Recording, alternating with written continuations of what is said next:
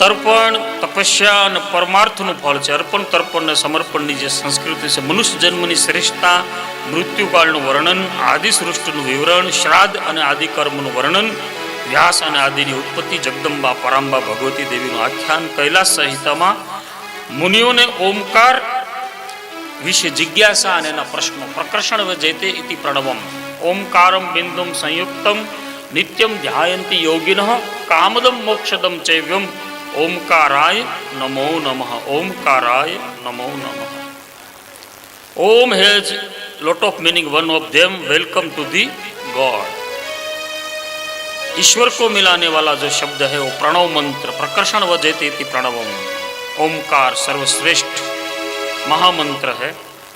પછી વાયવી સંહિતાના પણ બે ભાગ છે, ઉત્તરાર્ધ અને પૂર્વાર્ધ. એમ આ ભિન્નતાથી ભરેલ આ શાસ્ત્ર છે. હુંડીના રૂપમાં સૂતજીએ જે સોનકર્ષ ઋષિ મુનિઓને આ કથા માટે કહ્યું હતું, જે મુક્તિ વ્યક્તિ ઈચ્છે એને પુરાણોના પઠનમાં શિવ પુરાણ સર્વશ્રેષ્ઠ માનવામાં આવ્યું છે, કરવું જ જોઈએ.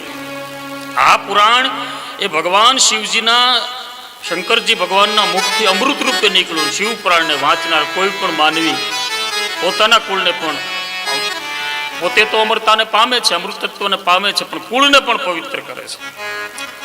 આ પુરાણમાં સૂતજી કહે છે 24,000 શ્લોક છે, 7 સંહિતાઓ છે. એમાં શિવજી સંબંધિત વિવિધ ઘટનાઓનું ચિત્રણ કર્યું છે. પહેલી સંહિતા છે વિદ્વેશ્વર સંહિતાનો સાર શું છે, ઊંડીના ફળ રૂપે. તો આ સંહિતામાં વિશેષ રૂપે શિવજીની ભક્તિના જુદા જુદા કર્મ, ધર્મ, શિવજીની મહત્તા, રુદ્રાક્ષ અને વગેરેની ઉત્પત્તિ અને આ વિષયોને બાબતે ખૂબ ઊંડાણપૂર્વક દર્શાવવામાં આવ્યું છે. એનું નામ છે શ્રી વિદ્વેશ્વર સંહિતા. બીજી છે શ્રી રુદ્ર સંહિતા. આ સંહિતામાં સૃષ્ટિખંડ, સતીખંડ, ઉમાખંડ, કુમારખંડ, યુદ્ધનું ખૂબ વર્ણન છે. વસ્તુતઃ આ સંહિતા ઘણી જ વ્યાપક હોવાથી શિવજીના અલૌકિક કાર્યોનું ભક્તો માટે પાનાન પાના ભરી અને વર્ણન કરવામાં આવ્યું છે. પછી આવે છે શતરુદ્ર સંહિતા.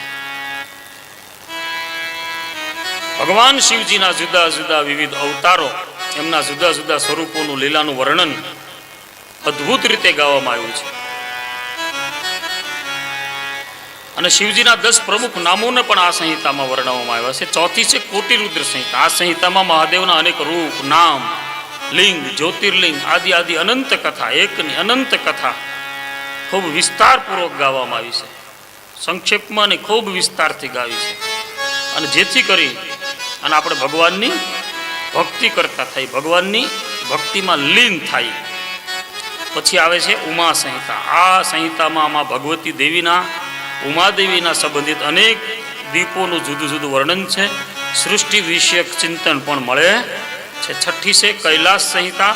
આ સંહિતામાં શિવજીનું આદિ મૂળ બીજરૂપ છે, એનું ખૂબ ચિત્રણ કરવામાં મળે છે. અને તેની સાથે ઋષિમુનિઓ સંબંધિત દ્વૈત, અદ્વૈત, ચિંતન વગેરે વિષયમાં વિસ્તારથી ખૂબ ચર્ચા કરવામાં આવે છે. દ્વૈતાદ્વૈત પર જે સિદ્ધાંત શંકરાચાર્ય ભગવાનનો છે. સાતમી છે વાયવી સંહિતા.